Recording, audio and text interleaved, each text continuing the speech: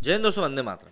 केरल के गवर्नर आरिफ मोहम्मद खान एक बार पहले भी सुर्खियों में आ चुके थे जब उन्होंने हिजाब कंट्रोवर्सी के ऊपर बयान देते हुए कहा था कि इस्लाम में ऐसी कोई बात नहीं है।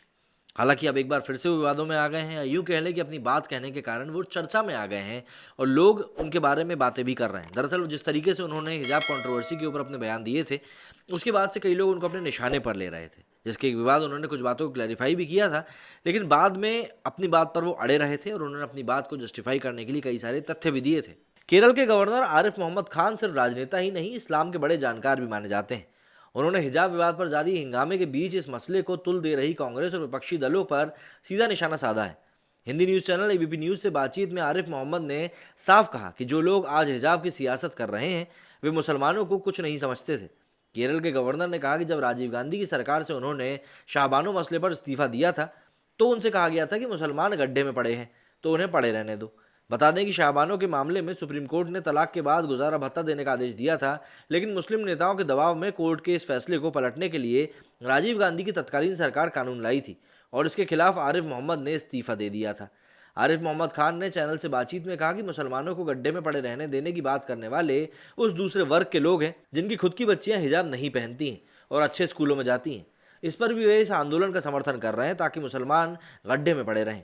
आरिफ मोहम्मद खान ने हिजाब विवाद भड़का रहे लोगों को आईना दिखाने के लिए कहा कि किसी भी सरकार ने ये कभी नहीं कहा कि क्या पहनो और क्या मत पहनो, लेकिन अगर आप किसी संस्थान में जाते हैं तो आपको उसके अनुशासन को मानना ही होता है। आरिफ मोहम्मद खान ने इसे साजिश करार दिया और कहा कि 2019 में 3 तलाक के खिलाफ कानून आने के बाद से इस वर्ग का दबदबा महिलाओं पर खत्म हो रहा है। उन्होंने कहा कि एक वर्ग ने आज़ादी के बाद से 1986 तक 400 सांसद वाली सरकार को घुटनों के बल ला दिया है। वे धमकी देते थे और हिंसा की बात करते थे, यहाँ तक कि इन कट्टरवादियों ने ये तक कहा था कि जो एमपी हमारे साथ नहीं उसकी टांगे तोड़ दो। ये वर्ग अब ताकत छिन जाने की वजह से बिन पानी की मछली की तरह तड़प रहा है और इसीलिए ये बातें लोगों को हजम भी नहीं हो पा रही हैं।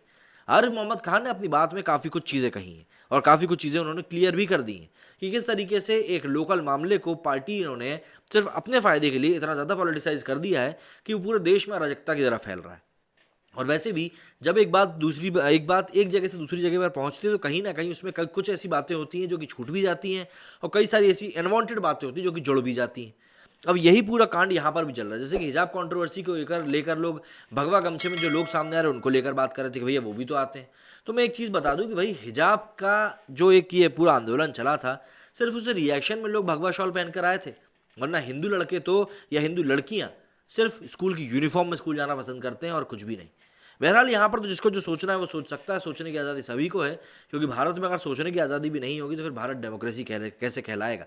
लेकिन हाँ, आरिफ मोहम्मद खान ने जो बातें कही, जो साजिश की बात कही और जो कांग्रेस की पोल पट्टी इतिहास को लेकर खोली है, वो वाकई में एक आईना दिखाने वाली चीज़ है। मेरी स्टूडियो फिलहाल इतना ही। जय हिंद, जय भारत।